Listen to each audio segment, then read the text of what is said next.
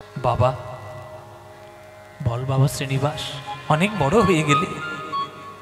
বাবা আমার একটা কথা আছে, আমি কথাটা জিজ্ঞেস করব। বল বাবা কি কথা, কি কথা তোর জানার আছে? বাবা কিছু মনে করো না, জানো তুমি সবসময় এরকম পাগলের মতো থাকো কেন? পাড়ার লোকেরা তোমায় গঙ্গাধর বললে সাড়া দাও না, ভট্টাচার্য মশাই বললে সাড়া দাও না, পণ্ডিত মশাই বললে সাড়া দাও না, কে চৈতন্য দাস বললেই তুমি এখন নড়ে চড়ে বসো। এই চৈতন্য কে? তখন গঙ্গাধর বলছে, ওরে শ্রীনিবাস, আস্তে মায়েরা, খুব গভীর জায়গা, শিক্ষার জায়গা, মন দিয়ে শুনবেন। গঙ্গাধর বলছে, ওরে শ্রীনিবাস, যে চৈতন্য নামে আমি পাগল হয়েছি, তাকে দু চোখ ভরে যে একবারে দেখবে, সে তো আমারই মতো পাগল হয়ে যাবে।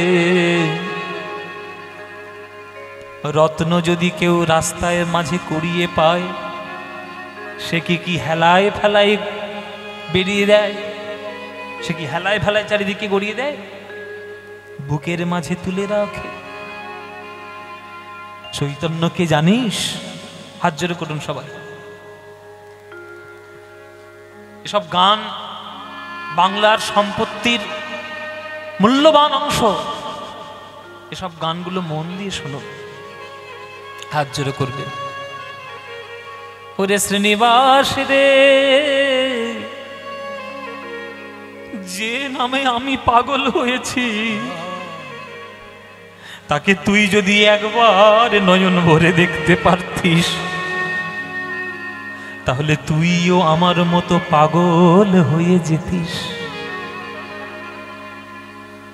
আমার গৌর রতন করে যতন রাখবো হিয়ার মাঝে,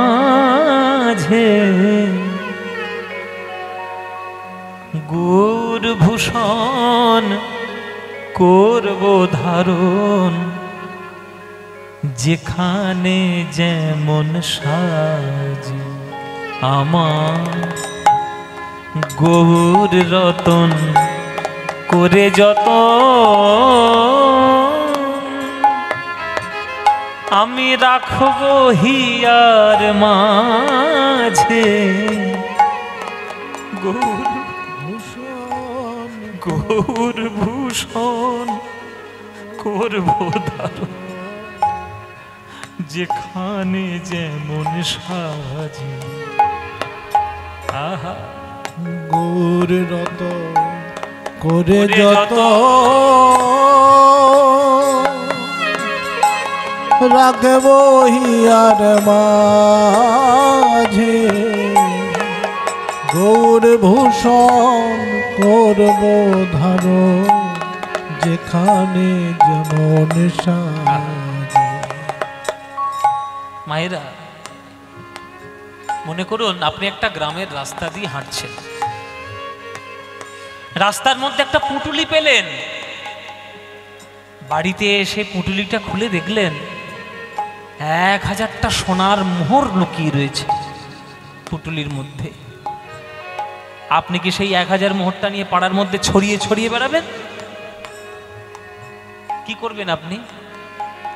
পরের দিন গিয়ে ব্যাংকে নিজের লকার যেখানে আছে সেখানে গিয়ে জমা দিয়ে আসবেন। নইলে নিজের যে ঘরের গোপন সিন্ধুক তার মধ্যে জমা রাখবেন। বলুন, গৌরাঙ্গ যদি রত্ন হয়, সেই রত্ন কি পাড়ায় পাড়ায় ছড়িয়ে দেওয়ার বস্তু? আপনার বুকের মাঝখানে যত্ন করে রেখে দেওয়ার বস্তু। গৌর বরণ ফুলের ঝাপা,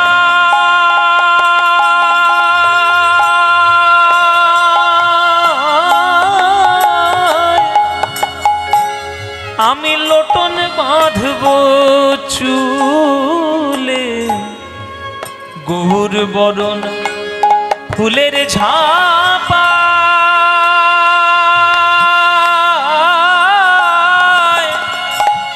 আমি লোটন বাঁধব চুলে, গৌর বলে গরব করে পথেই যাব চলে। আমি গৌর বলে গরব করে পথেই যাব চলে। এই যে অন করে হাঁ করে কি দেখছো আমার দিকে? দেখছো কি সই? সব গানের অংশ। অমন করে আমার দিকে দেখছো কি সই? ওই গোরা রূপে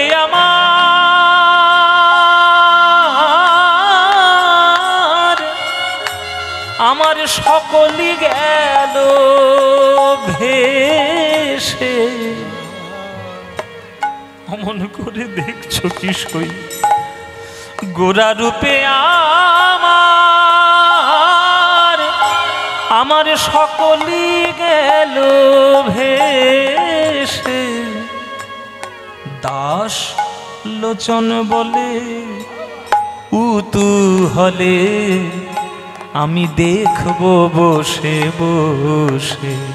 দাস লোচন বলে কৌতূহলে দেখব বসে দেখবো দেখবো কারা গেল আর কারা আছে। দেখব কারা গেল আর কারা আছে।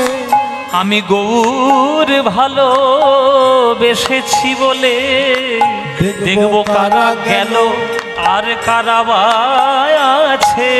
আমি গৌর ভালো বেসেছি বলে দেখবো কারা গেল আর কারা আছে। আমি গৌর ভালো বেসেছি বলে দেখবো কারা আমায় ভালোবাসে। আমি গৌর ভালো বেসেছি বলে দেখবো কারা আমায় ভালোবাসে। আমি গৌর ভালো বেসেছি বলে কারা আমায় ভালোবাসে। গৌর ভালো বেসেছি বলে দেখবো কারা আমায় ভালোবাসে। মুখে গৌর গৌর গৌর বলে কারা আমায় ভালোবাসে। গৌর গৌর গৌর বলে কারা আমার ভালোবাসে। গৌর গৌর গৌর বলে দেখবো কারা গেল আর কারা আছে। গৌর দাস লোচন বলে উতূহলে আমি দেখব বসে বসে।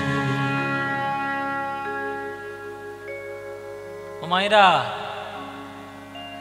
একটা গোপুরে পোকা আর একটা মৌমাছি, দুজনের মধ্যে বন্ধুত্ব হয়েছে। এবার মৌমাছি গোবরে পোকাকে জিজ্ঞেস করছে, এই গোবরে পোকা, তুই তো আমার বন্ধু, আমিও তোর বন্ধু, তুই কি খাস? তখন গোবরে পোকা বলছে, আমি গোবর খাই। তখন মৌমাছি হ্যাঁ হ্যাঁ করে হাসছে। হাসছিস কেন? ছি, খাস গোবর, আবার বুক ফুলিয়ে বলছিস গোবর খাই, এত অহংকার করার কি আছে? তখন গোবরে পোকা বলছে, তুই কি খাস? তখন মৌমাছি বলছে, আমি কি খাই জানিস? জগতের সব থেকে সৌন্দর্য যার মধ্যে আছে তার মধ্যে একটা হলো ফুল, আর সেই ফুলের মাঝখানে থাকে পরাগ রেণু, আর সেই রেণুর মধ্যে যে মধু থাকে সেই মধুটা আমি খাই, যেটা মূল্য দিয়ে কখনো কেনা যায় না, এত মিষ্টি, অমৃত সম।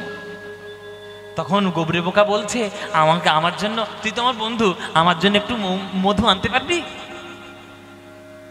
কোন মৌমাছি কোন গোবরে পোকার মুখের মধ্যে যদি একবার মধুর স্বাদ ঢুকিয়ে দিতে পারে বাবা, সেই গোবরে পোকার মুখে আর কখনো গোবর ভালো লাগবে? আর ভালো লাগবে? আমরা সবাই হচ্ছি গোবরে পোকা, থাকি গোবরের মধ্যে। বিষয় আশয়, ধন সম্পত্তি, ছেলে মেয়ে, সংসার, অশান্তি, কোন্দল, ভাই ভাই ঝগড়া, গলা কাটাকাটি, মারামারি, সেইগুলো নিয়ে খুব সুখে আছি বলে মনে করছি। কিন্তু এই গোবরের মধ্যে থাকতে থাকতে যদি কারোর ভাগ্যে একবার মৌমাছির সন্ধান হয়ে যায়, মৌমাছি মানে কে? সৎ গুরু। সৎ গুরু রূপে মৌমাছির মুখ থেকে যদি কৃষ্ণ নামামৃত প্রেমামৃত মধু যদি একবারে পেয়ে নিতে পারি, আর সংসারের কোনো গোবরের স্বাদ আমাদের কোনোদিন কোনো ভালো লাগবে না। বলুন আপনারা কালকে থেকে কি খাবেন, গোবর না মধু? কি খাবেন মায়েরা? গোবর খাবেন, তাই তো?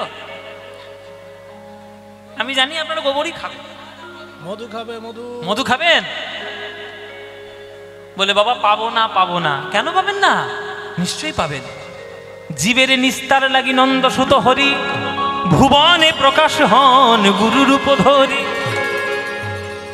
মহিমায় গুরু কৃষ্ণ এক করি জানো, মহিমায় গুরু কৃষ্ণ এক করি জানো।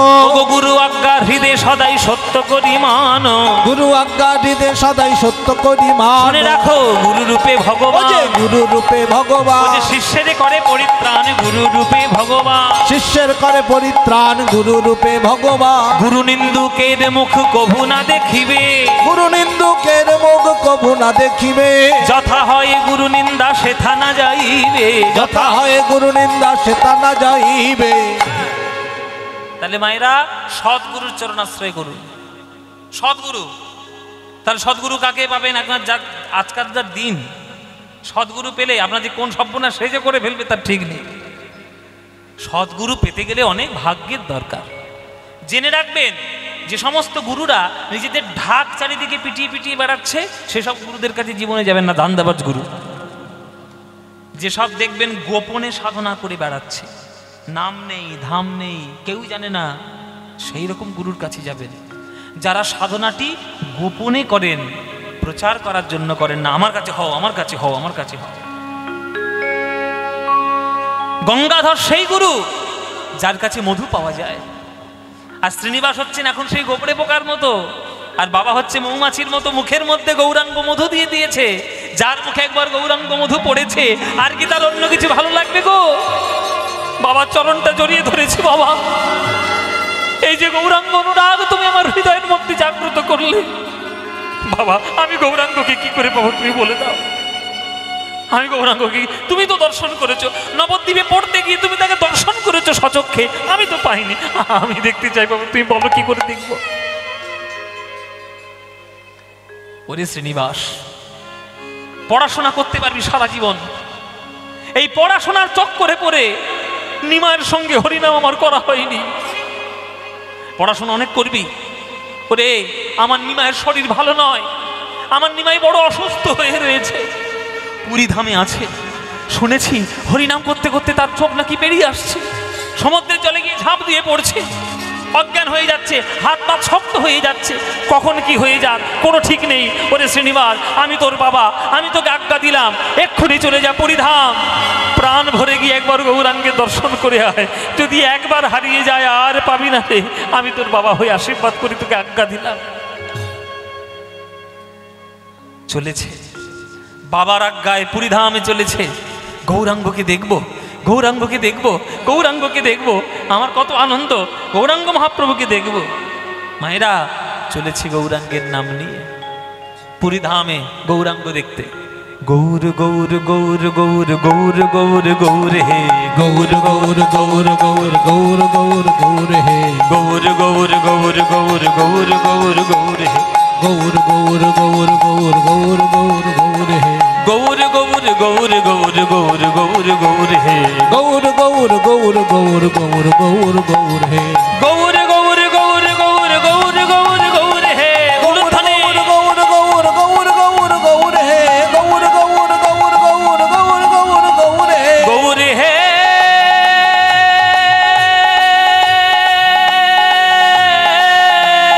উলুধ্বনি মায়েরা, আমার গৌর হে,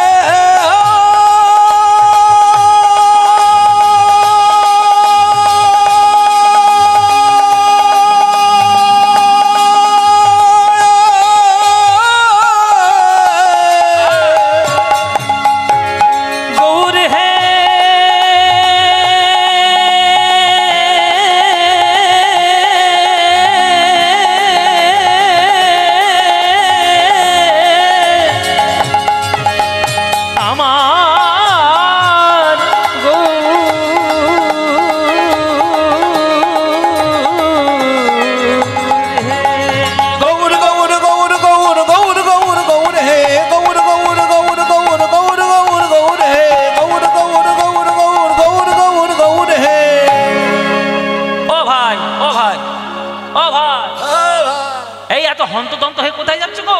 কোথায় যাচ্ছ এত হন্তদন্ত হয়ে? বলে আমি পুরীধামে যাচ্ছি, পুরীধামে যাচ্ছি। আরে বাবা, পুরীধামে যাচ্ছ তা তো তাড়াহুড়ো করার কি রয়েছে?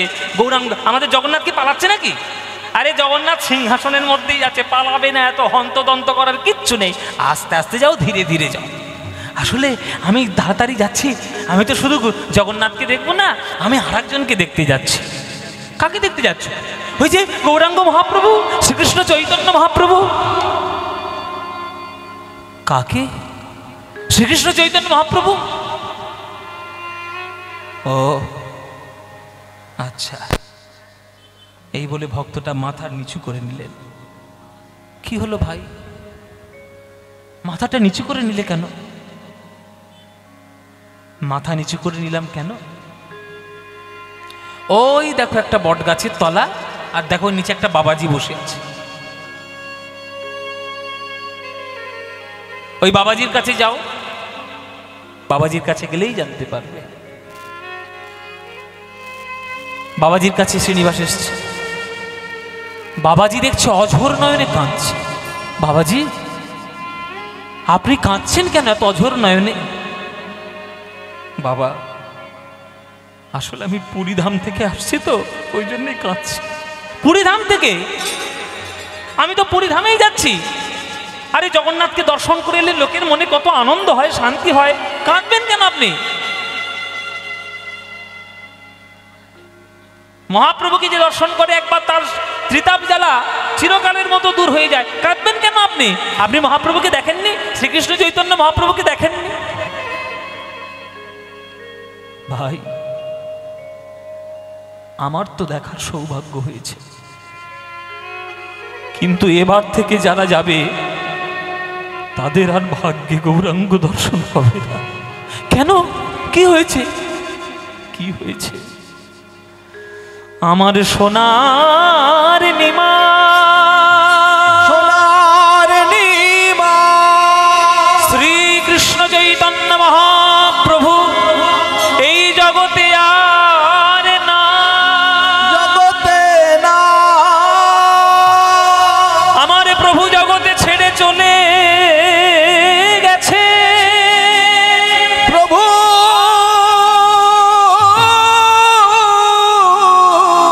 প্রভু গো, হে গৌর হরি, এমন অন্যায় তুমি কেন করলে প্রভু? তোমায় দু চোখ ভরে দেখবো বলে আমি ছুটে যাচ্ছি পুরীতে। আমার বাবার আজ্ঞায় তোমার রূপ নয়ন ভরে দর্শন করব বলে ছুটে চলেছি পুরীতে, আর তুমি ছেড়ে চলে গেলে কেন প্রভু? যে দেহ গৌর আশীর্বাদ পেল না, যে নয়ন গৌর রূপ দেখলো না, যে হাত গৌরের চরণ ছুঁইল না, এই দেহ আমি আর রাখবো না, এই তো আমি আর রাখবো না। আমি সুরধনী গঙ্গার জলে প্রাণ বিসর্জন দেব। আছাড় খেয়ে পড়তে গেল শ্রীনিবাস। প্রভু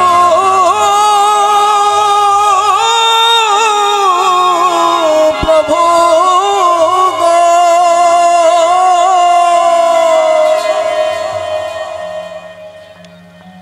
শ্রীনিবাস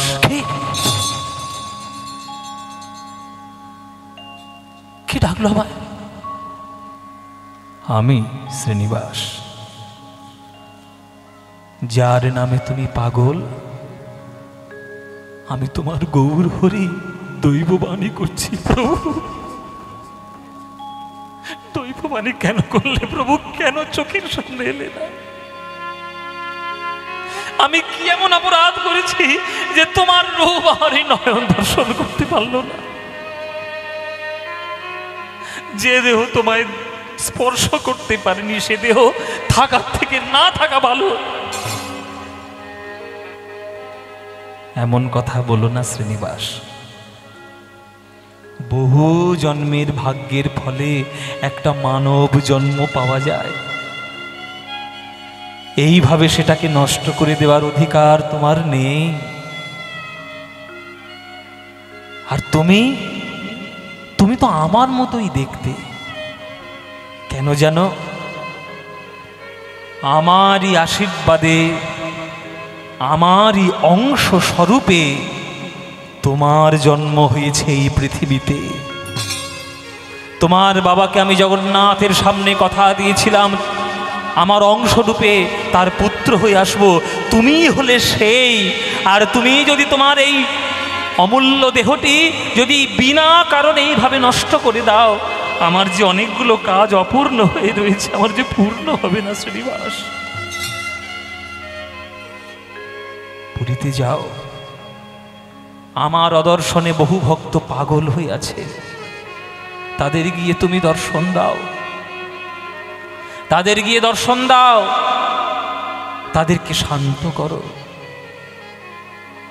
আত্মহত্যা করো না শ্রীনিবাস, তুমি আমারই অংশ, আত্মহত্যা করো না। মহাপ্রভুর আজ্ঞা পেয়ে শ্রীনিবাস চলল আবার পুরী ধামে, যে ভক্তদেরকে আমায় প্রবোধ দিতে হবে, আমাকে শান্ত করতে হবে, আমি নাকি মহাপ্রভুর মতোই দেখতে। চলেছে আবার, হ্যাঁ আবার চলেছে সেই পুরী ধামে। চারি বেদ সরদর্শন করিয়াও অধ্যয়ন, চারি বেদ সরদর্শন করিয়াও অধ্যয়ন। সে যদি গৌরাঙ্গ নাহি ভজে, সে যদি গৌরাঙ্গ নাহি ভজে, আর বৃথা তার অধ্যয়ন লোচনবিহীন জন। বৃথা তার অধ্যয়ন লোচনবিহীন জন। দর্পণে অন্ধের কিবা কাজে, দর্পণে অন্ধের কিবা কাজে।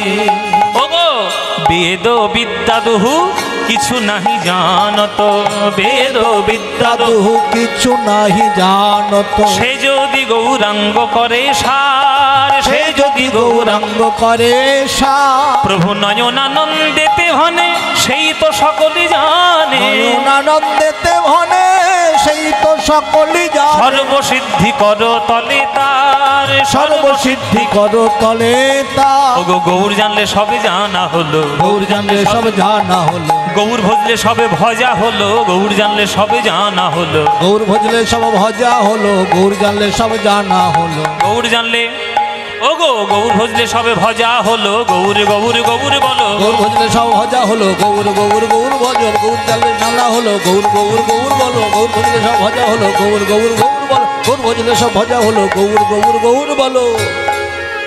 ওগো গৌর জানলে সবে জানা হলো, গৌর জানলে সব জানা হলো। গৌর গৌর জানলে সব জানলে সবে জানা হলো। পুরীধামে উপস্থিত হয়েছে শ্রীনিবাস। খবর ছড়িয়ে পড়েছে, নিমাই এসছে, নিমায়ের দ্বিতীয় রূপ এসছে, নিমায়ের দ্বিতীয় রূপ। চারিদিকে ভক্তদের মধ্যে কলরব পড়ে গেল, কে এসছে কে এসছে। সবাই গিয়ে শ্রীনিবাসের চরণে আছাড় খেয়ে পড়েছে। কেননা শ্রীনিবাস একদম গৌরাঙ্গ মহাপ্রভুর দেখতে ছিল, সেই রকম গায়ের রং, সেই রকম লম্বা, সেই রকম সুন্দর দেখতে। হ্যাঁ, সবাই ছুটে গিয়ে চরণ ধরছে। তার মধ্যে অন্তরঙ্গ কিছু ভক্ত ছিল, তারা গিয়ে বলছে শ্রীনিবাস, শ্রীনিবাস দেরি করো না, আগে চলে যাও টোটা গোপীনাথের মন্দিরে, শীঘ্র যাও, নইলে সর্বনাশ হয়ে যাবে। ওইখানে রয়েছে গদাধর, কোথায় করতে কি করে ফেলবে কোনো ঠিক নেই। কেননা গৌরাঙ্গ অদর্শনে পাগলের প্রলাপ বুকছে আমার গদাধর, তুমি যদি তার কাছে না যাও সর্বনাশ হয়ে যাবে। চলল আজ শ্রীনিবাস টোটা গোপীনাথের মন্দিরে, গদাধর সেখানে রয়েছে। প্রভু কে? আমার নিমাইয়ের মতো গলা, কে তুমি? এ তো আমার 24 বছর আগেকার নিমাইকে দেখছি আমি, কে তুমি? আমি শ্রীনিবাস। শ্রীনিবাস, তুমি আমার গৌরের মতো দেখতে হইলে গেলে কি করে? আগে প্রভুর কৃপায় আমার জন্ম, আপনার কাছে এসেছি। আপনি হলেন মহাপ্রভুর সখী ভাবাবিষ্ট ভক্ত, যাকে পাগলের মতো আপনি ভালোবেসেছেন, যাকে রোজ আপনি শ্রীমদ্ ভাগবত শুনিয়েছেন। আপনার কাছে আমি এসেছি। তুমি বসো শ্রীনিবাস, তোমাকে আমি একটু ভাগবত পাঠ করে শোনাই। রোজ সন্ধ্যাবেলায় যখন নিমাই আমার কাছে আসতো, আমি তখন ভাগবত পাঠ করে শোনাতাম। আমার নিমাই চলে গেছে, আমার শ্রীনিবাস এসেছে, তোমাকে যদি দুটো শ্লোক পড়ে আমি শোনাই, মনে মনে ভাববো আমার গৌরকে আবার করে আমি নতুন করে শোনাচ্ছি। হাত জোড় করুন শ্রীমদ্ ভাগবতের শ্লোক। বৃন্দাবনং সখী ভুববিতনোতি কীর্তিং यद देवकी सुतपदाम्बुजलब्धलक्ष्मी गोविन्द वेणो मनमत्तमयोर्नृत्यं प्रेक्षादिशान्य भरतान्य समस्त सत्वम्। আপনি তো ভাগবত শোনালেন, কই ভাগবতের গ্রন্থের দিকে তো একবারও তাকালেন না। শ্রীনিবাস 1 বছর 2 বছর 3 বছর নয়, 18 বছরের প্রতি সন্ধ্যায় আমি আমার গৌরাঙ্গ মহাপ্রভুকে ভাগবত পাঠ করে শুনিয়েছি। সে যখন শুনতো তার নয়নের জল ধরে রাখা যেত না, আর তাকে দেখে আমি আমার নয়নের জল ধরে রাখতে পারতাম না। আমার নয়নের জল পড়ে এই গ্রন্থের মধ্যে কিছু লেখা নেই, সব ধুয়ে গেছে, কিন্তু রোজ পাঠ করেছি তো তাই মুখস্থ হয়ে আছে। যাও, আমি তোমায় আজ্ঞা দিলাম, প্রেম লাভ করতে গেলে শ্রীধাম বৃন্দাবন দর্শন করে এসো। আর শ্রীধাম বৃন্দাবনের প্রেম লাভ করতে গেলে নাম মহিমা তোমার দরকার। আর নামাচার্য হরিদাসের কৃপা না হলে সেই নামের করুণা কখনো পাওয়া যায় না। যাও শ্রীনিবাস, হরিদাস ঠাকুরের সমাধিতে একবার প্রণাম করে এসো। বৈষ্ণব জগতে কারোর সৌভাগ্য হয়নি নামাচার্য হরিদাস হওয়ার, কেবলমাত্র হরিদাস হয়েছেন যে একমাত্র ভক্ত যার মরণের পর যার দেহ নিয়ে স্বয়ং গৌর হরি নৃত্য করে বেরিয়েছে। মায়েরা, যত বৈষ্ণব রয়েছে সব থেকে ভাগ্যবান কিন্তু হরিদাস ঠাকুর। কেননা কোনো বৈষ্ণব ভক্তের দেহ গৌরাঙ্গ মহাপ্রভু কোলে তুলে না চাইনি, কেবলমাত্র আমার এই হরিদাস ঠাকুরের দেহ কোলে করে তুলে নিয়ে নিজের হাতে বালি খুঁড়ে নিজের হাতে সমাধি দিয়েছিল মহাপ্রভু। আমি কেন আপনাদেরকে ওই খোঁচা দিয়ে বললাম যে অখাদ্য কুখাদ্যকে পুরীতে ঘুরে বেড়াচ্ছেন? আপনারা সব জায়গা ঘুরছেন, হরিদাস ঠাকুরের সমাধি গিয়েছেন কখনো? স্বর্গদ্বার শ্মশানের পাশেই রয়েছে হরিদাস ঠাকুরের সমাধি ক্ষেত্র, দর্শন করবেন। যেদিন থেকে হরিদাস ঠাকুর দেহ রেখেছেন সেই দিন থেকে এখনো পর্যন্ত 2024 সালের আজকে 30শে নভেম্বর, আজও পর্যন্ত সেই সমাধি ক্ষেত্রে নাম বন্ধ যায় না, হরে কৃষ্ণ নাম বন্ধ যায় না, আর যাবেও না। যতদিন বৈষ্ণব ভক্তরা আছেন চালিয়ে যাবে। ছুটে গিয়েছে শ্রীনিবাস, গিয়ে হরিদাস ঠাকুরের সমাধিতে প্রণাম জানাচ্ছেন। এই কৃপা করো মোরে, এই কৃপা করো মোরে, আমার ঠাকুর হরিদাস, সেই কৃপা করো মোরে, ঠাকুর হরিদাস। জনম জনম যেন হই আমি বৈষ্ণবের দাস গো, জনম জনম যেন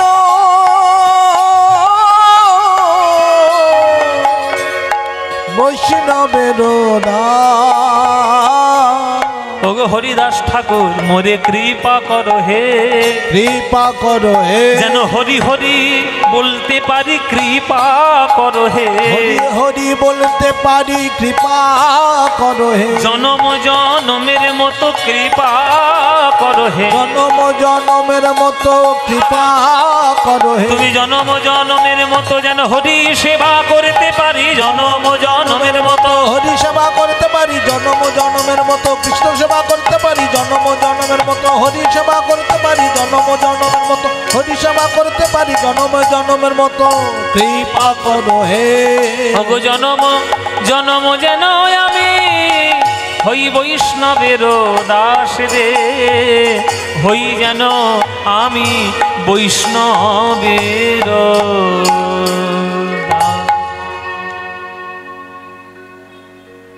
জগতে ভগবান কোথায় কেমন করে খেলা করে রেখেছেন কেউ জানে? কোথাও ভক্তের খেলা, কোথাও প্রেমের খেলা, কোথাও বাৎসল্য, কোথাও মধুর, কোথাও সখ্য। মহাপ্রভু বলো আর কৃষ্ণ বলো, যে যেখানে ভগবান অবতীর্ণ হয়েছেন কোথায় কোন খেলা করবেন কেউ জানেন না। ও মায়েরা, মনে আছে কৃষ্ণ একবার নিজের দাওয়ার মাটিতে মাটি খেয়েছিল? মনে আছে? যশোদা গিয়ে বলছে, ঘরের মধ্যে তোর দধি দুগ্ধ রয়েছে, খেতে পারছিস না, মাটি খাচ্ছিস, খোল মুখ। মুখটা যখন হাঁ করেছিল, খুলেছিল, কি দেখলো? হ্যাঁ, বিশ্ব ব্রহ্মাণ্ড। মা তো ভয় পেয়ে গেছিল, বাবা ছেলেটাকে বোধহয় ভূতে ধরেছে, ঝাড়ন ফুঁক করতে হবে। আবার সেই কৃষ্ণ গীতা বলার সময় অর্জুনকে বিশ্বরূপ দেখিয়েছিল, যে বিশ্ব ব্রহ্মাণ্ড, সূর্য চন্দ্র গ্রহ তারা সব তার মুখ থেকে একদিক দিয়ে জন্ম নিচ্ছে, একদিক দিয়ে প্রলয় হয়ে যাচ্ছে। এই বিশ্ব ব্রহ্মাণ্ড ভগবানের, তার প্রেমের রূপ কোথায় কখন আসবে কেউ জানে না। আর আমরা শুধু ধর্মের নামে, জাতির নামে মারামারি কাটাকাটি করে মরি। এই হরিদাস ঠাকুর ছিল মুসলমানের ছেলে, তৎকালীন সমাজের ব্যবস্থা অনুসারে তাকে 22টা বাজারের বেত্রাঘাত সহ্য করতে হয়েছিল। তবুও সে বলেছিল, খণ্ড খণ্ড যদি হয় দেহ প্রাণ, তথাপি না ছাড়িব আমি মধুর কৃষ্ণ নাম। কি আপনি ভেদাভেদ করছেন, আর কি আপনি ধর্মের উল্টো পাল্টা ব্যাখ্যা দিয়ে বেড়াচ্ছেন? প্রত্যেকটি ধর্মের মূল কথা হলো প্রেম। প্রেম যদি না থাকে মানুষে মানুষে, তাহলে ধর্মও থাকবে না, মানুষও থাকবে না, আর পৃথিবীও থাকবে না। আবার সেই ডাইনোসররাই ফিরে আসবে, মানুষ আর থাকবে না। খেলিছ, ওই যে বলছিল, কি গাইবো না পার দেবো? এ বিশ্বলয়ে বিরাট শিশু, আন মনে খেলিছ, এ বিশ্বলয়ে বিরাট শিশু, আন মনে খেলিছ। প্রলয় সৃষ্টি তব পুতুল খেলা, প্রলয় সৃষ্টি তব পুতুল খেলা, নিরজনে প্রভু নিরজনে খেলিছ, এ বিশ্বলয়ে বিরাট শিশু, আন মনে খেলিছ। শূন্যে মহা আকাশে তুমি মগ্ন লীলা বিলাসে, শূন্যে মহা আকাশে তুমি মগ্ন লীলা বিলাসে, ভাঙিছ গড়িছ নীতি ক্ষণে ক্ষণে, ভাঙিছ গড়িছ নীতি ক্ষণে ক্ষণে, নিরজনে প্রভু নিরজনে খেলিছ এ বিশ্বলয়ে বিরাট শিশু আনো মনে খেলিছ এ বিশ্বলয়ে বিরাট শিশু আনো মনে খেলিছ। এই গানটা কার লেখা? হ্যাঁ, কার লেখা? কাজী নজরুল ইসলাম। আমার মনে হয় আমরা যারা পড়াশোনা করি, বিশেষ করে আমাদের হিন্দুরা যারা পড়াশোনা করি, যারা সাহিত্য বা যারা বাংলা এইসব নিয়ে পড়াশোনা করেছেন, তাদের সবার বাড়িতে একটা করে নজরুল ইসলামের ছবি আছে। আছে কি নেই বাবা? আমার বাড়িতে তো আছে নজরুল ইসলামের ছবি। আমি নজরুল ইসলামকে ভীষণ ভালোবাসি, তার রচনা, তার সাহিত্য। তিনি একাধারে বিপ্লবী, আবার একাধারে প্রেমিক, আবার একাধারে সঙ্গীতজ্ঞ। কি গুণ নেই তার মধ্যে বলুন তো? বাঙালিরা তাকে কি সম্মান দিয়েছে? কি সম্মান দিয়েছে তাকে? কিচ্ছু দেয়নি। শেষ বয়সে তার যা কষ্ট দেখলে আপনার চোখে জল ধরে থাকতে পারবেন না। আর আমরা তারই রচনা নিয়ে আমরা করে করে খাচ্ছি। যে মুসলমানের বাড়িতে নজরুল ইসলামের যদি কোনো ছবি না থাকে, যে হিন্দুর বাড়িতে, যে মানুষের বাড়িতে যে নজরুল ইসলামের যদি ছবি না থাকে, সে মানুষই নয়। আমরা মানুষ তাকেই মনে করি হাত আছে, পা আছে, চোখ আছে, মাথা আছে।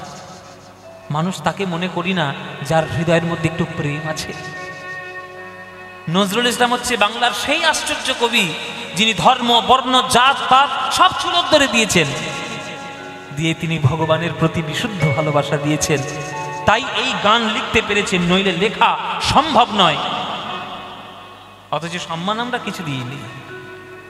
তিনি লিখছেন সঞ্চারিতে, তারকার বিশোষী খেলো না তব হে উদাসী, পড়িয়া আছে রাঙা পায়ের কাছে রাশি রাশি। এত বড় দর্শন, এত বড় দর্শন। আস্তে আস্তে গো। সকালবেলা সূর্য উঠে প্রণাম করেন মায়েরা? সূর্য প্রণাম করেন? মনে করুন আপনি সকাল 6টার সময় উঠে সূর্যকে প্রণাম করছেন। জানেন যে সকাল 6টার সময় যে সূর্যটাকে আপনি প্রণাম করলেন, ওটা 6টা সূর্যই নয়। বিজ্ঞানটা তো পড়তে হবে। ওটা সকাল 6টার সূর্য নয়, ওটা 5টা 52 সূর্য। কেননা পৃথিবীর থেকে সূর্যের দূরত্ব 15 লক্ষ কিলোমিটার। এই 15 লক্ষ কিলোমিটার থেকে এর আলোটা আসতে 8 মিনিট 13 সেকেন্ডের মতো সময় লাগে। অথচ আলোর গতি সব থেকে জগতে বেশি, লাইটের স্পিড সব থেকে বেশি, সেইটা আসতে 15 লক্ষ কিলোমিটার দূর থেকে 8 মিনিটের বেশি সময় লাগে। তাহলে আপনি যেটা দেখছেন সেটা পাস্ট, সেটা অতীত, বর্তমান নয়। 6টার সূর্যটা 6টার সূর্য না, ওটা 5টা 52 সূর্য। তাহলে অতীত জগতে আপনি থেকে আপনি কি করে আশা করেন যে আপনি কালকের দিনটা দেখতে পাবেন? পাবেন না, গ্যারান্টি নেই। আজকের পদ্মপলাশ আপনাদের সামনে গান গাইছে, কালকে তো মরেই যেতে পারি আমি। কালকে খবর যাবে ঝেপে গেল পদ্মপলাশ মরে গেছে, আপদ বিদেয় হয়েছে, তাই না? কমল দল জল জীবন টলমল ভজহু হরিপদ নীতিরে। পদ্ম ফুলের পাতায় যেমন জল কখনো স্থির থাকে না, দেহরূপ পদ্ম পাতায় প্রাণরূপ জল কখনো স্থির থাকে না, টলমল করছে। আজকের সকালের সূর্য আপনি দেখতে পেলেন, কালকে সকালের সূর্য নাও দেখতে পারেন। তাই সময়টা যখন পাচ্ছেন, সুযোগ যখন পাচ্ছেন, হাতছাড়া করবেন না, ডেকে নিন ভগবানকে।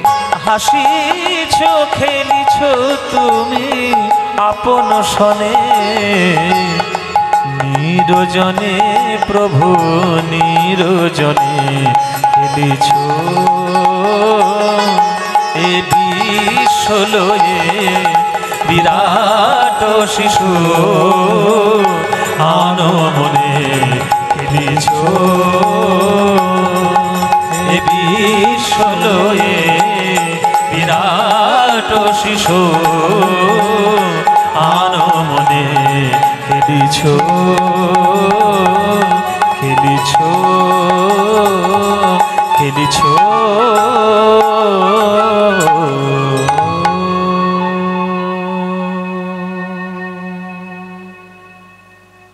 কাজী নজরুল ইসলাম। গদাধরের কাছে আজ্ঞা পেলে আমার শ্রীনিবাস বৃন্দাবন যেতে হবে। বাড়িতে ফিরে এলো বাবার কাছে, বাবা তোমার আজ্ঞা আমি পালন করতে পারিনি বাবা, গৌরাঙ্গ দর্শন হয়নি, কিন্তু গদাধর প্রভুকে দর্শন করেছি। তিনি আমায় আজ্ঞা দিয়েছেন বৃন্দাবনে যেতে, তবেই নাকি বৃন্দাবনের প্রেম লাভ হবে। আমি কি যাব বাবা? নিশ্চয়ই যাবি বাবা, নিশ্চয়ই যাবি। শুনে রাখ, আত্মেন্দ্রিয় প্রীতিবাঞ্ছা তারে বলি কাম, আরে কৃষ্ণেন্দ্রিয় প্রীতি ইচ্ছা ধরে প্রেম নাম। নিজের জন্য যা করবি সব হবে কাম, কেবলমাত্র কৃষ্ণের জন্য যা করবি সেটাই হবে প্রেম। জগতে প্রেম লাভ ছাড়া অন্য কোনো গতি নাই। তাই বাবা আমি তোকে আজ্ঞা দিলাম, তুই চলে যা মধুর বৃন্দাবন। চলো মধুর বৃন্দাবনে যাবো সবাই মিলে। যাবেন নাকি বৃন্দাবন? লীলার মধ্যে বৃন্দাবন যাব। কারা কারা বৃন্দাবন গিয়েছেন হাত তুলুন একবার দেখি। বৃন্দাবন কারা গিয়েছেন? অনেকেই গিয়েছে। বলুন তো বৃন্দাবনে গেলে কি কি কি বলতে হয়? রাধে রাধে। হ্যাঁ রাধে রাধে। সে কি কথা? কেন কৃষ্ণ কৃষ্ণ বললে হবে না?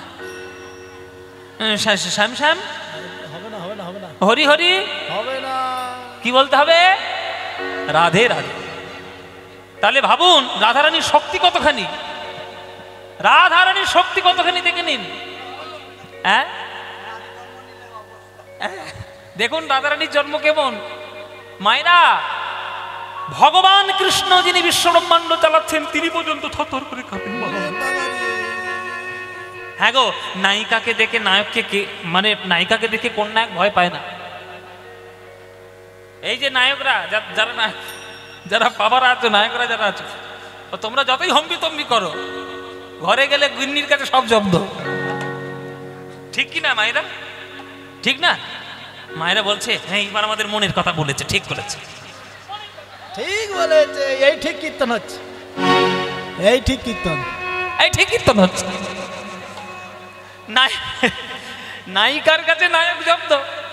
এখন রাধারানী নায়িকা, তিনি এমন নায়িকা যে বিশ্বব্রহ্মাণ্ড যিনি সৃষ্টি করেছেন, যিনি পালন করছেন, সব কিছু ঘটিয়েছে, তিনি কৃষ্ণ পর্যন্ত থরথর করে কাঁপছে।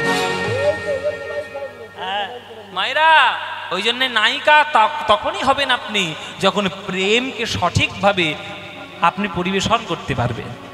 চলুন বৃন্দাবনে আমরা সবাই যাই, সেই প্রেমের জায়গা। হ্যাঁ চলুন বৃন্দাবনে যখন যাওয়ার সময় একটা ভজন গাইবো, একটা ভজন গাইতে গাইতে যাই নাকি?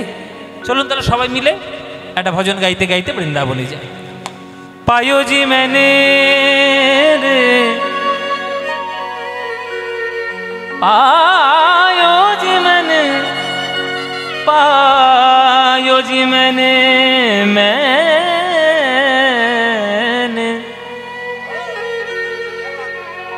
पायो जी मैंने, पायो जी मैंने, राम रतन धन पायो, पायो जी मैंने। हरि बोल हरि हरि बोल। धन पायो, पायो जी मैंने, राम रतन धन पायो, पायो जी मैंने, राम रतन धन पायो, राम रतन धन पायो, राम रतन धन पायो, पायो, राम रतन धन पायो, पायो, राम रतन धन पायो, पायो, राम रतन धन पायो, पायो जी मैंने, राम रतन धन पायो, पायो जी मैंने, राम रतन धन पायो, पायो जी मैंने, राम रत्न घन पायो। वस्तु अमोलित दिए मेरे सतगुरु, वस्तु अमोलित दिए मेरे सतगुरु, वस्तु अमूलित दिए मेरे सतगुरु, वस्तु अमोलित दिए मेरे सतगुरु। कृपा कृपा कृपा कर अपनायो, पायो जी मैंने राम रतन धन पायो, पायो जी मैंने राम रतन धन पायो, पायो जी मैंने राम रतन धन पायो, पायो जी मैंने राम रतन धन पायो।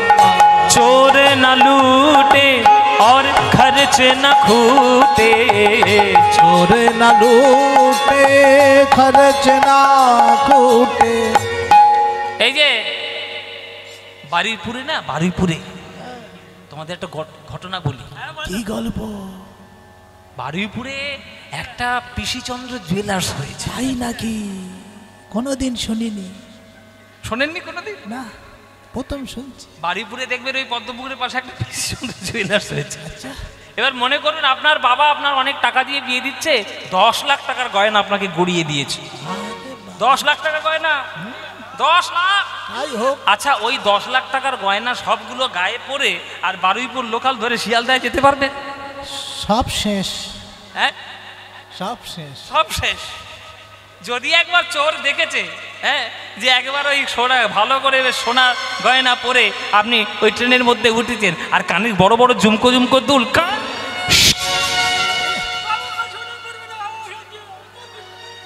কান, হ্যাঁ, তোর কানের কি অবস্থা? কান টেনে ছিঁড়েছে, আঙুলে আংটি ছিল কোচ করে কেটে নিয়েছে, গলায় হার ছিল টেনে খুলে নিয়েছে। আচ্ছা মায়েরা বলুন আপনারা, যে আপনারা সোনা পরে কি ঘরের বাইরে যেতে পারেন? কার ভয়ে যেতে পারেন না? চোরের ভয়। কিন্তু রামরত্ন হৃদয়ে ধারণ করে আপনি পৃথিবীর যে কোনো প্রান্তেই চলে যান না কেন, কোনো চোরের কোনো ভয় নাই। বরং যদি কোনো চোরের ভয় থেকে থাকে, রামরত্নের জন্য সে ভয় চিরকালের মতো দূর হয়।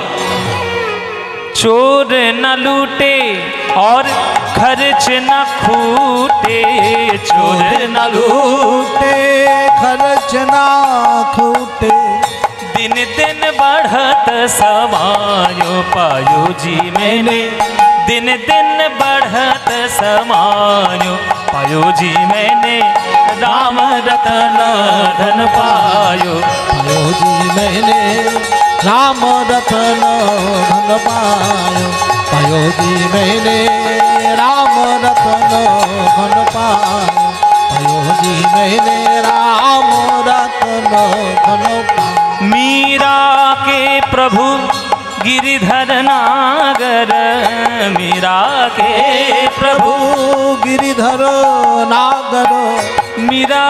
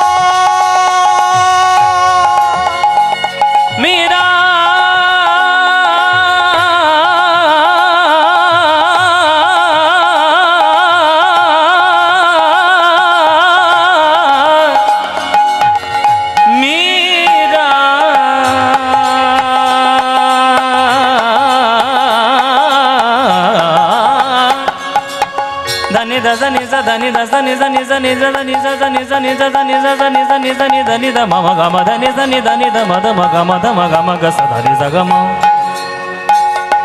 gamama gamama gamma gamama gamama gamma gamama da mama gamama da mama ni da da mama ni da da mama da ni sa da ni da magamad magamada ni sa ni da ni da magamada gamaga sa ni sa da धनी दस नि स धनी दस नि स नि स धनी स नि स नि धनी स नि स नि धनी स म ग रे स रे नि स नि स नि स नि स धनी नि स धनी स रे स रे स रे नि स नि स धनी स नि ध म ग ग म रे ग म सा।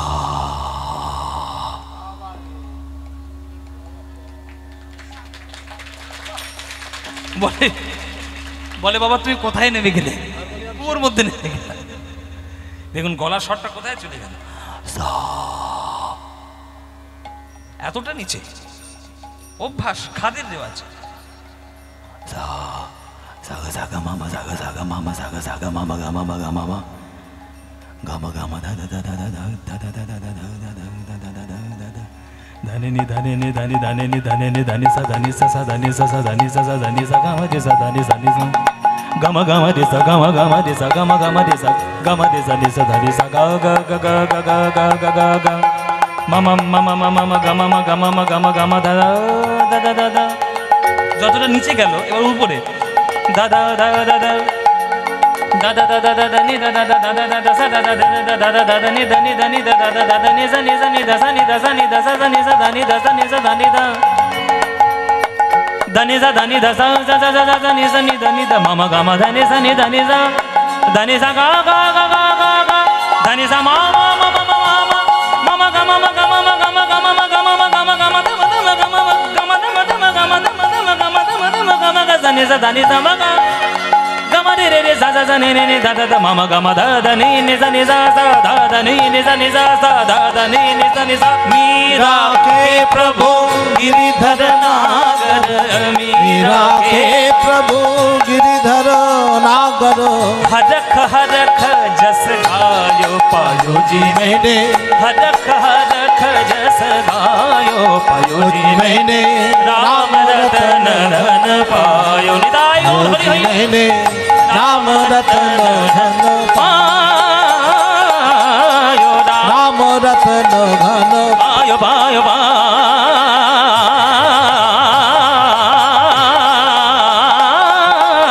राम रतन धन पायो पायो पायो पायो राम रतन धन राम रतन धन राम रतन धन पायो।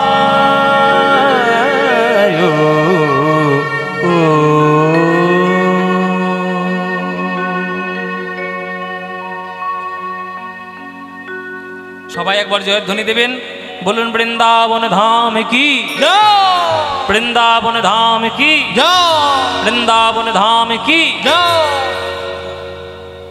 বলো প্রেম সে রাধে রাধে রাধে রাধে, বলো রাধে রাধে, বলো রাধে রাধে। বৃন্দাবনং সখী ভুববিতো নোতি কীর্তি यद देवकी सुत पदाम्बुजलब्ध लक्ष्मी गोविंद वेणुमनुमत मयूर नृत्यं पृक्षादि सान्य परतान्य समस्त सत्वम। বৃন্দাবনে আমরা এলাম, মানে আমরা এলাম কার সঙ্গে? শ্রীনিবাসের সঙ্গে। আস্তে, শ্রীনিবাসের সঙ্গে সঙ্গে আমরা বৃন্দাবনে এলাম। শ্রীনিবাস যাওয়ার আগে ষড়গোস্বামীর মধ্যে তখন বসবাস করছিলেন আমাদের বৃন্দাবনে জয়রূপ সনাতন ভট্ট রঘুনাথ, শ্রীজীব গোপাল ভট্ট দাস রঘুনাথ। এই গোপাল ভট্ট এনার কাছে দীক্ষা গ্রহণ করেছিল এই শ্রীনিবাস ভট্টাচার্য।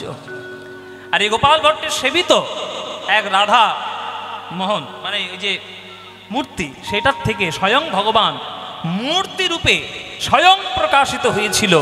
আপনারা জানলে অবাক হয়ে যাবেন। সেই তার কাছে দীক্ষা গ্রহণ করেছিল শ্রীনিবাস আচার্য। তারপরে জীব গোস্বামীর কাছে চলে গেলেন। জীব গোস্বামী বলছেন, শ্রীনিবাস, যত শাস্ত্র রয়েছে প্রেম শাস্ত্রের মধ্যে শ্রেষ্ঠ হলো শ্রীমদ্ ভাগবত। ভাগবত আমি তোমায় শিখিয়ে দেব। তুমি আমার কাছে ভাগবত শিক্ষা করতে আসবে।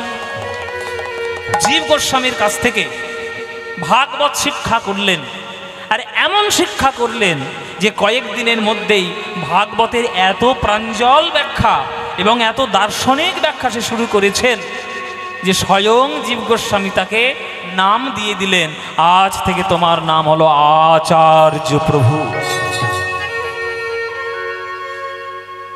ওই জন্যে শ্রীনিবাস ভট্টাচার্য থেকে শ্রীনিবাস আচার্য হয়েছেন এই জীব গোস্বামীর জন্য।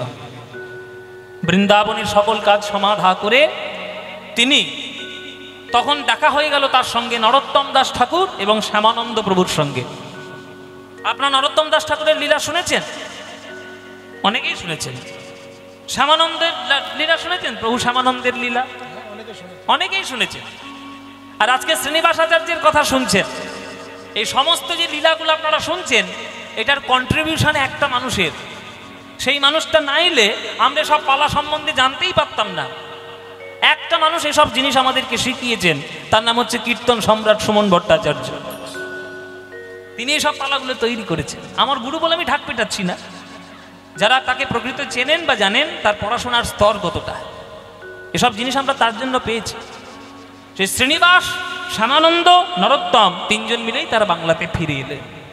আর বাংলায় তখন প্রেমের রাজত্ব চলছে বলে বৃন্দাবনের মতো ভয় কিন্তু বাংলায় ছিল না। মায়েরা, একসময় কিন্তু বৃন্দাবনে অনেক ভয় ছিল। কিরকম ভয় না, বৃন্দাবনটা হচ্ছে খানিকটা দিল্লির কাছাকাছি, আর দিল্লিতে তখনকার দিনে রাজত্ব করছেন মুসলমান সম্রাটরা, বিধর্মী শাসকরা। আর তাদের সব সময় একটা ভেতরে ভেতরে, মুখে যতবারই বলুক কিছু মনে করবেন না, মুখে যতই সব বড় বড় কথা বলুক, তারা মনে মনে চায় সবসময় বিধর্মীকরণ করাও কি করে, হ্যাঁ, হিন্দু ধর্ম কি করে লুপ্ত হয়ে যাক, সেই ধর্ম তারা চেষ্টা করত। তাই বৃন্দাবনে শাস্ত্র লেখা বড় সমস্যা ছিল।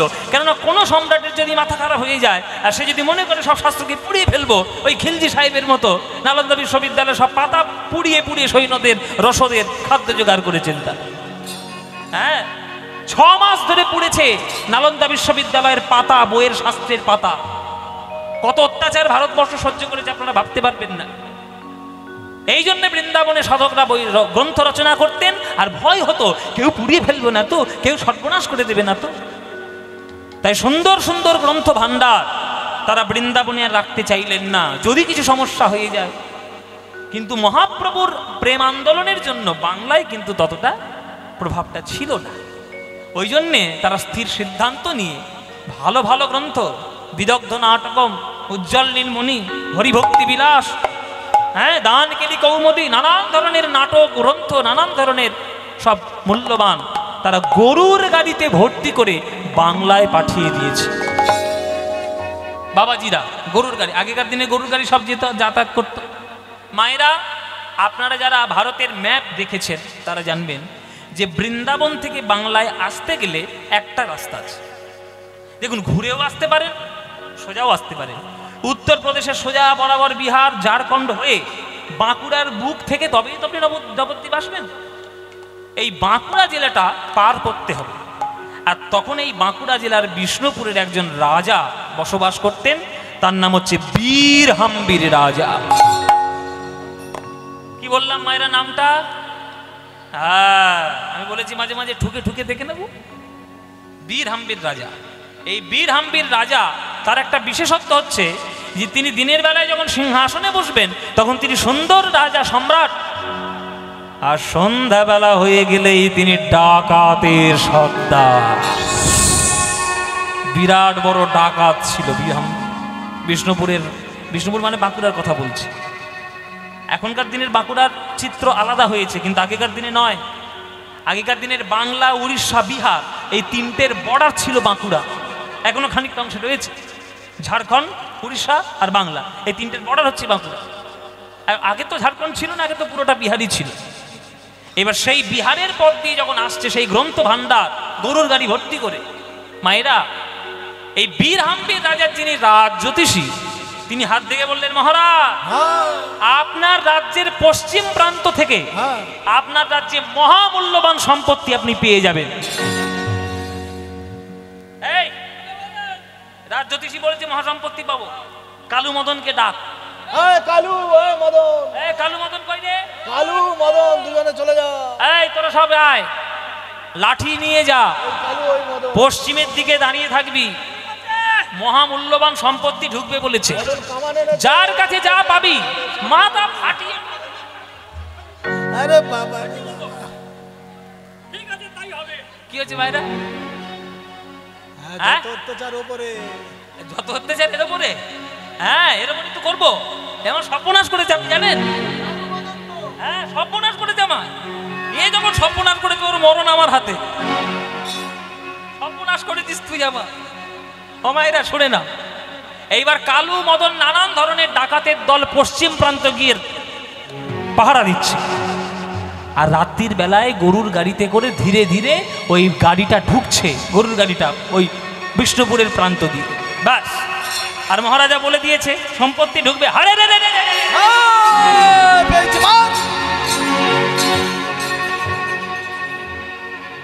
ব্যাস হারে রে রে রে করে ছুটতে ছুটতে ডাকাতের দল একেবারে সেই গরুর গাড়ি লুট ফুট করে নিয়ে এসে পুরো বাক্স ধরে আর এই মহারাজের সামনে সকালবেলা গিয়ে, এই দিন মহারাজ মূল্যবান সম্পত্তি। খোল খোল তাড়াতাড়ি খোল, তাড়াতাড়ি খোল। কি মূল্যবান সম্পত্তি দেখি? বড় বড় সোনার পাত রয়েছে। ও মায়েরা, মনে খুব আশা ছিল সোনার পাত দেখবে, আর যেই কাঠের বাক্স খুলেছে সব দেখে ছেঁড়া তাল পাতা। এই তোরা কিনে আসতে কি নিয়ে গেলে? কি নিয়ে আসলি? সব ছেঁড়া তাল পাতা তো। হায় হায় রে, তোর আসল সম্পত্তি ছেড়ে দিয়ে তাল পাতা নিয়ে এসে হাজির করেছিস। এই দাঁড়া দাঁড়া, দেখি তো দেখি তো। মায়েরা একটা তাল পাতার ওই টুকরো নিয়ে দেখছে তার উপরে যেন কিছু কিছু সব লেখা রয়েছে। আগেকার দিনে তাল পাতার পুঁথিতেই তো লিখতো, লেখা আছে। কি লেখা এ তো বুঝতে পারছি না। এই গুরুদেবকে ডাক, গুরুদেবকে দাদারে ডাক। বিষ্ণুপুরের যিনি রাজা তার নাম বীরহাম্বীর, তার রাজগুরু যিনি ছিলেন তার নাম হচ্ছে শ্রী ব্যাস চক্রবর্তী।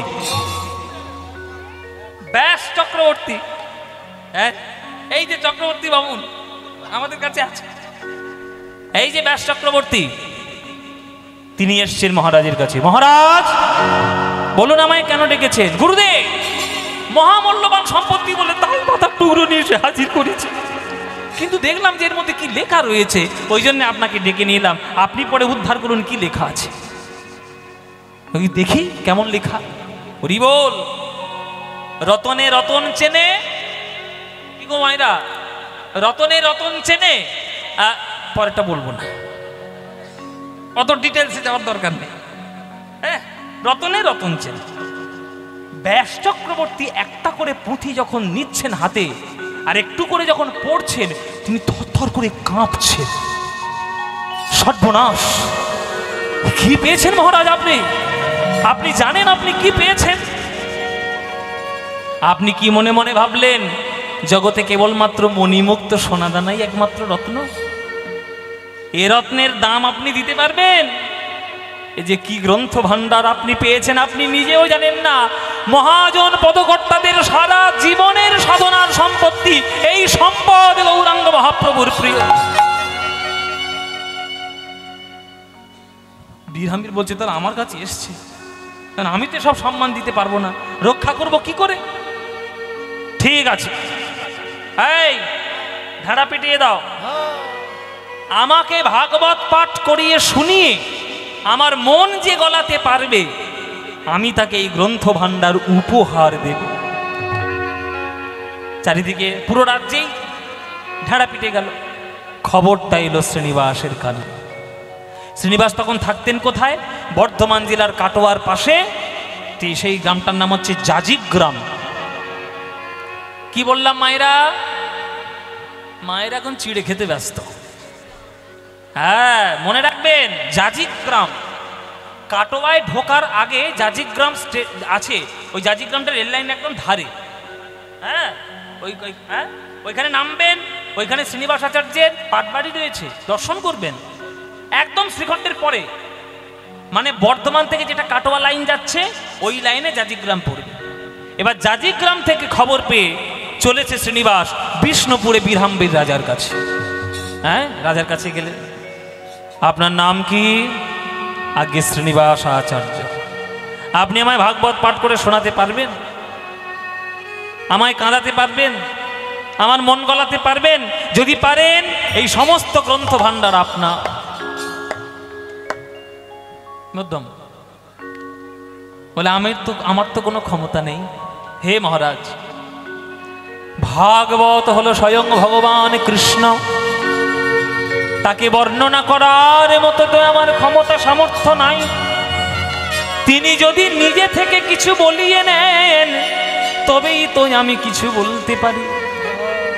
শুনে রাখুন, করজোরে হাত জোড় করে বসুন। বীরহাম্বীর রাজার কাছে শ্রীমদ্ ভাগবত পাঠ করছে আমার শ্রীনিবাস আচার্য।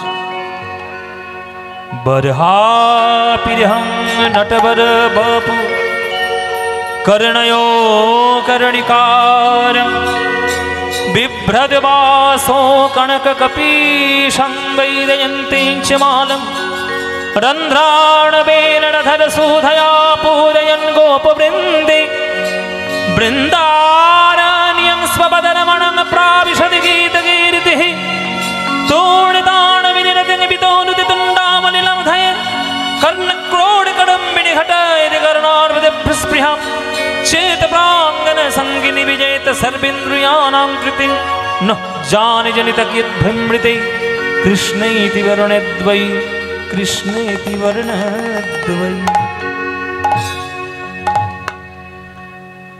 আমার জিহ্বা এক কৃষ্ণ নাম নিয়ে আমার জিহ্বা শান্তি পায় না। বিধি আমার যদি কোটি কোটি জিহ্বা দিত তাহলে কোটি জিহ্বায় কৃষ্ণ নাম বলে তবেই আমি আমার শান্তি পেতাম। যদি বিধি আমার কোটি কোটি নয়ন দিত, সেই নয়ন দিয়ে আমার জগতের কৃষ্ণ রূপ দেখে তবেই আমি আমার মনকে শান্ত করতাম। এক একটি শ্লোক বলছে আর অঝোর ধারায় শ্রীনিবাস কাঁদছে। যে রাজা বীরহাম্বীর, যিনি ডাকাতের সর্দার, টাকা পয়সা, মোহ মায়া, সম্পত্তি, লোভ, এগুলো যার অঙ্গাঙ্গী ভাবে জড়িত, আজ সে শ্রীনিবাসের ভাগবত শুনে সিংহাসন থেকে নেমে ছুটে এসে শ্রীনিবাসের চরণ দুটি জড়িয়ে ধরেছে। আপনি কি শোনালেন ঠাকুর মশাই? আপনি যে গোবর পোকার মুখের মধ্যে অমৃত দিলেন। প্রভু মোর শ্রীনিবাস পুরাইলে মনের আশ, তুয়া বিনা গতি নাহি আর রে। তুয়া গতি নাহি আর রে। তুয়া বিনা গতি নাহি আর রে। তুয়া বিনা গতি নাহি আর রে। আমি আছি নো মায়ার কীট, আমার বড়ই লাগিত মিঠ, দেখাইলা অমিয়ার ধার হে। দেখাইলা অমিয়ার ধার রে। দেখাইলা অমিয়ার ধার। ওই যে আপনাদের বললাম গোবরে পোকার মৌমাছির গল্প। এতদিন এই যে বীরহাম্বীর বলছে আমি আছি নো, মানে আমি ছিলাম মায়ারও কীট আর বড়ই লাগিত মিঠ। এই মায়ার রূপ, রস, শব্দ, গন্ধ, স্পর্শ আমার বড় ভালো লাগতো, কিন্তু তুমি আমাকে প্রথম কৃষ্ণ নাম অমৃত মুখে দিয়ে আমার মধ্যে কৃষ্ণ প্রেম চেতনা জাগ্রত করলে, তাই তুমি হলে আমার কাছে মৌমাছির মতো। হ্যাঁ, তাই তুমি আমার গুরু, আজ থেকে আমি তোমাকে গুরু রূপে বরণ করলাম, আমার শিষ্যত্ব আপনি গ্রহণ করুন। আজ থেকে আপনি আমার গুরু, আপনার চরণে সব আমি সমর্পণ করলাম। সেই পুরো গ্রন্থ ভাণ্ডারটি শ্রীনিবাস আচার্যের কাছে চলে এসেছিল। বৃন্দাবনে যত সাধকদের রচনা সমস্ত শ্রীনিবাস আচার্যের কাছে ছিল। এ কি কম ভাগ্য বাবা? মহাপ্রভুর দ্বিতীয় স্বরূপ তাকে এমনি এমনি বলা হবে? কিছু না কিছু তার গুরুত্ব বৈষ্ণব জগতে রয়েছে, তবেই না তিনি অবশ্যই করে আমাদের মহাপ্রভুর দ্বিতীয় স্বরূপ। বাড়িতে চলে এলেন, দীক্ষা দিতে শুরু করলেন। তার সব থেকে প্রিয় শিষ্যদের মধ্যে ছিল নরোত্তম দাস ঠাকুর আর রামচন্দ্র কবিরাজ ঠাকুর। একদিন শ্রীমদ্ ভাগবত পাঠ করছিলেন, তখন রামচন্দ্রের বিয়ের পালকি যাচ্ছিল চোখের সামনে থেকে। হ্যাঁ, তখন রামচন্দ্রের পালকি দেখে শ্রীনিবাস আচার্য বলেছিলেন, ওই দেখো ওই দেখো, মায়ার জগতে ডুব দিতে যায়। যে জানে না তার জন্ম হয়েছে কৃষ্ণ সেবার জন্য, সে আজ মায়ার পথে ছুটে চলেছে সংসার সমুদ্রে গা ভাসানোর জন্য। লোহা যতই ভারী হোক বাবা, একজনের আকর্ষণে তাকে যেতেই হবে। কে? চুম্বক। যতই ভারী হোক লোহা, চুম্বক টানলেই তাকে যেতে হবে। সুতরাং শ্রীনিবাস আচার্যের এই কথাটি চুম্বকের আকর্ষণের মতো রামচন্দ্র কবিরাজের মনকে টেনে নিয়েছিল। টেনে নিয়ে শিষ্যত্ব গ্রহণ করেছিল রামচন্দ্র। একদিন রামচন্দ্রকে গিয়ে বলছে শ্রীনিবাস, তার সাধনার এত স্তর, উচ্চ স্তর, এই রামচন্দ্র যা তো বাবা, হ্যাঁ যা তো, আমাকে একটু তেল মাখিয়ে দে। অঙ্গে তেল মাখাতে গেছে, কিন্তু তার আগের দিন রামচন্দ্র তার স্ত্রীর সঙ্গে দেখা করতে গেছিল। তা সেই স্ত্রীর কপালের সিঁদুর হাতের কনুইয়ের কাছে লেগেছিল, সেইটা দেখেনি রামচন্দ্র। তাই রামচন্দ্র যেই অঙ্গে তৈলমর্দন করতে গেছে, তেল মাখিয়ে সেবা করতে গেছে গুরুদেবের, তখন নরোত্তম ছুটে এসছে, এই রামচন্দ্র, এই অপবিত্র দেহ নিয়ে তুই গুরু সেবা করছিস? রামচন্দ্র বলছে, অপবিত্র দেহ তুই কি করে ভাবলি নরোত্তম? ভাববো না। তো সিঁদুরের দাগ এলো কি করে তোর হাতের মধ্যে? কোথায় ছিলিস তুই সারা রাত? তখন রামচন্দ্র বলছে, আমি আমার স্ত্রীর সঙ্গে দেখা করতে গেছিলাম, তবে গুরুর আজ্ঞায় গেছিলাম, আমি নিজের থেকে যাইনি। ওসব বাজে কথা রাখ, আমি তেল মাখাবো তোকে? তোর এত বড় স্পর্ধা, তুই ওই অপবিত্র দেহ নিয়ে গুরুর গায়ে তেল মাখাবি? এই বলে পাশে একটা ঝাঁটা পড়েছে, সেই ঝাঁটা দিয়ে রামচন্দ্রের গায়ে ক্রমাগত আঘাত করে যাচ্ছেন, ঝাঁটার বাড়ি মারছে। গুরুদেব গুরুদেবকে স্পর্শ করবি না, দূর হ।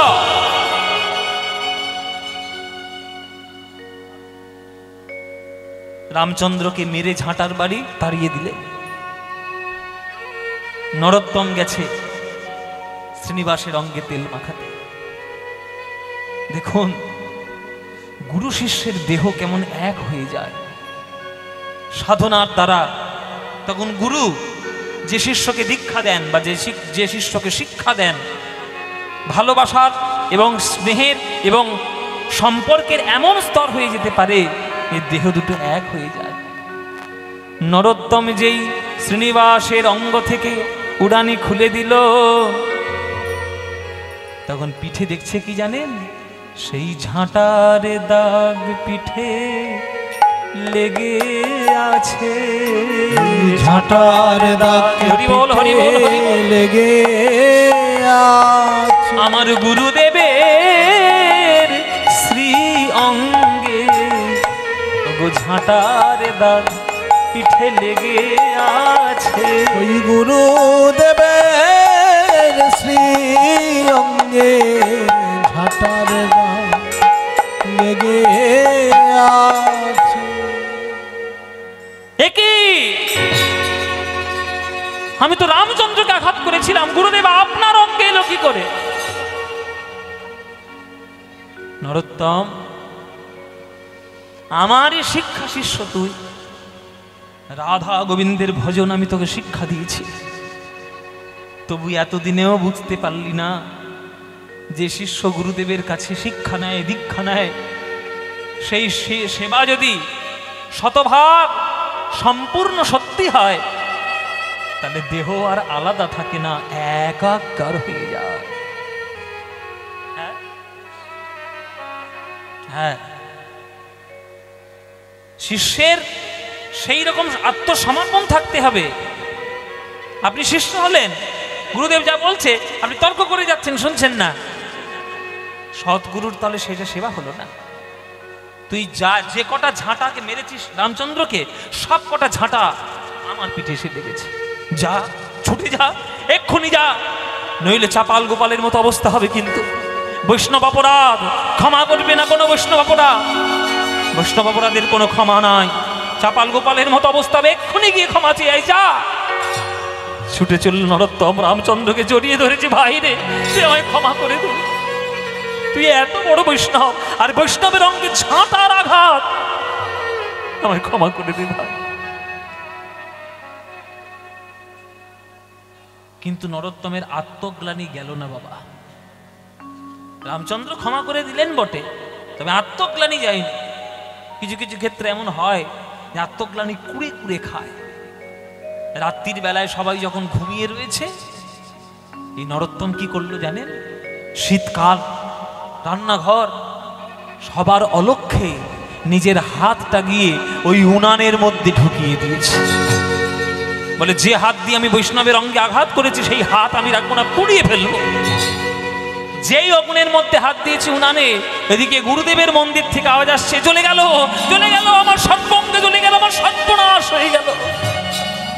শিষ্যরা তো ধর্মর করে উঠে পড়েছে, ছুটে চলেছে গুরুদেবের ঘরে।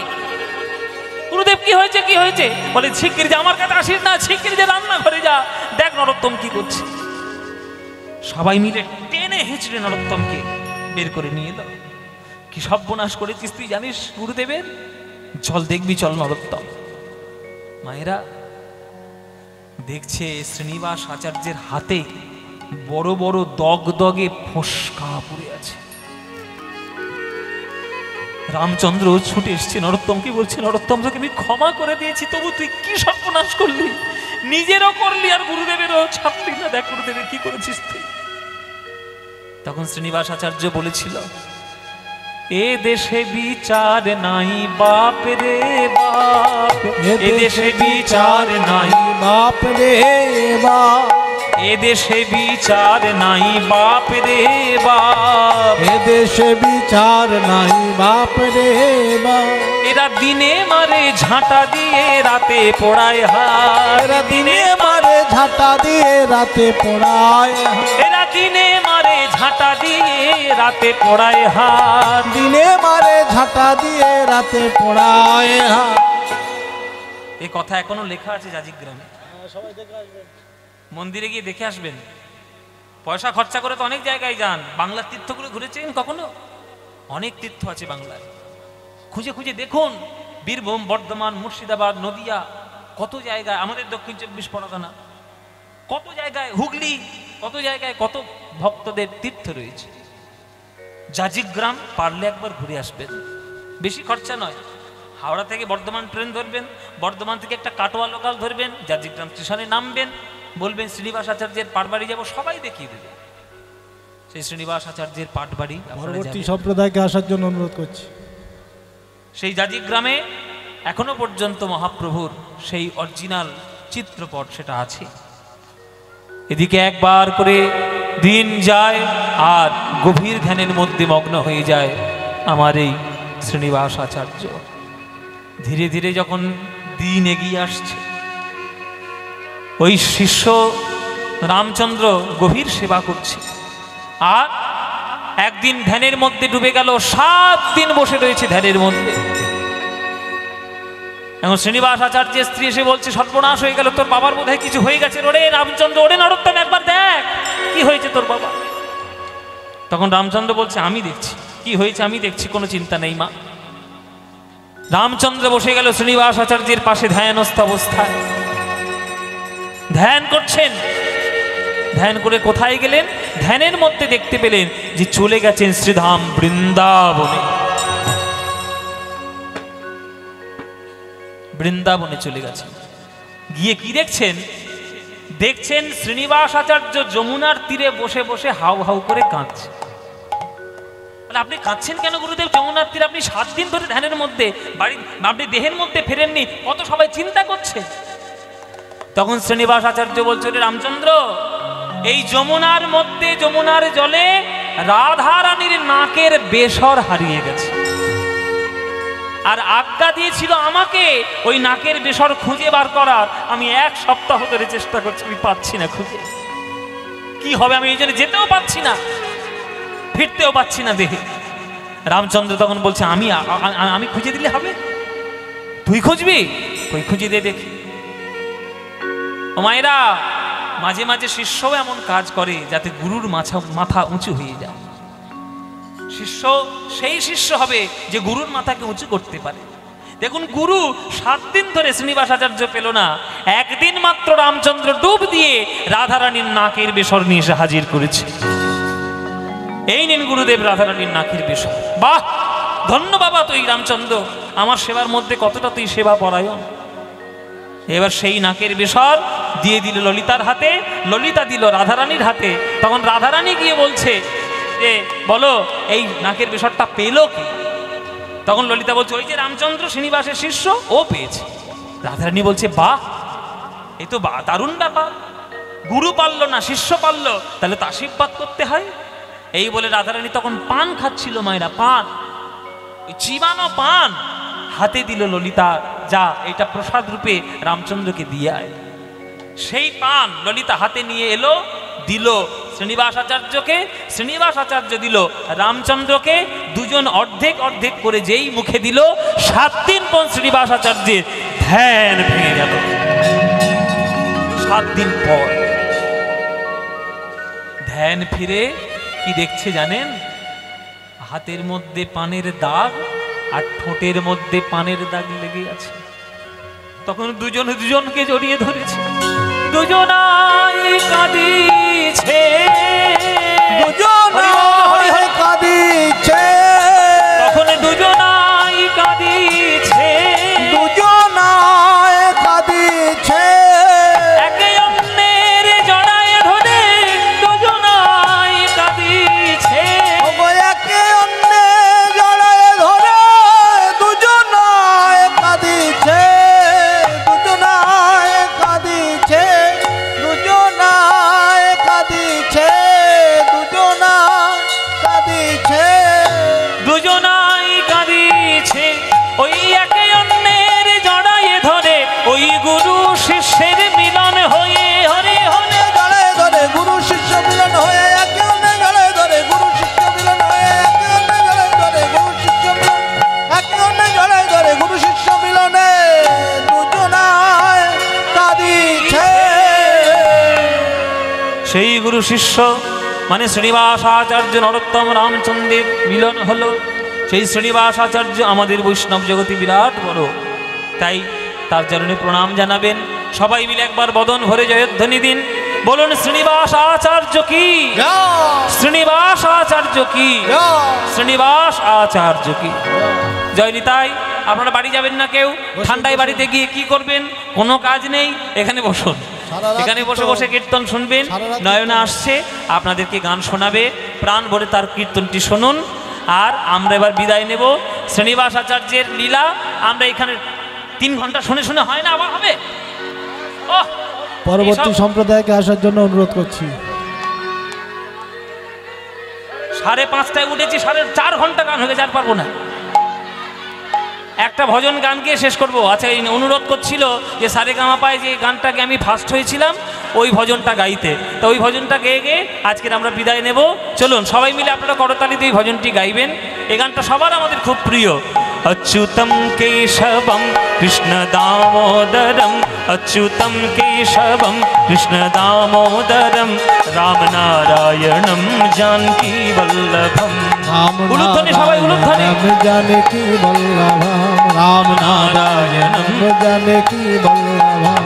कौन कहते हैं भगवान आते नहीं, कौन कहते हैं भगवान आते नहीं, कौन कहते कहते हैं भगवान आते नहीं, कौन कहते हैं भगवान आते नहीं। तुम मीरा की जैसे बुलाते नहीं, तुम मीरा की जैसे बुलाती नहीं। अच्युतम केशवम कृष्ण दामोदरम, अच्युतम केशवम कृष्ण दामोदरम। राम नारायणम जानकी वल्लभम, राम नारायणम जानकी वल्लभम। कौन कहते हैं भगवान खाते नहीं, कौन कहते हैं भगवान खाते नहीं। कौन कहते हैं भगवान खाते नहीं, कौन कहते हैं भगवान खाते नहीं। बेर शबरी के जैसे खिलाते नहीं, बेर शबरी की जैसे खिलाती नहीं। अच्युतम केशवम कृष्ण दामोदरम, अच्युतम केशवम कृष्ण दामोदरम। राम नारायणम जानकी वल्लभम, राम नारायणम जानकी वल्लभम। कौन कहते हैं भगवान नाचते नहीं, कौन कहते हैं भगवान नाचते नहीं। कौन कहते हैं भगवान नाचते नहीं, कौन कहते हैं भगवान नाचते नहीं। गोपियों की तरह तुम नचाते नहीं, गोपियों की तरह तुम नचाते नहीं। हाँ गोपियों की तरह तुम नचाते नहीं, गोपियों की तरह तुम नचाते नहीं। अच्युतम केशवम कृष्ण दामोदरम, अच्युतम केशवम कृष्ण दामोदरम। राम नारायणम जानकी वल्लभम, राम नारायणम जानकी वल्लभम। कृष्णा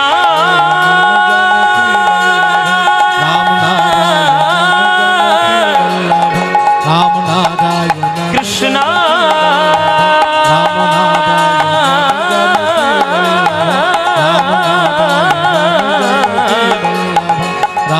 हरे कृष्णा राम नारायण हरि ओ राम नारायण हरि ओ राम नारायण हरि ओ। জয় নিতাই, ভালো থাকবেন, সারা রাত কীর্তন শুনুন, প্রেমান।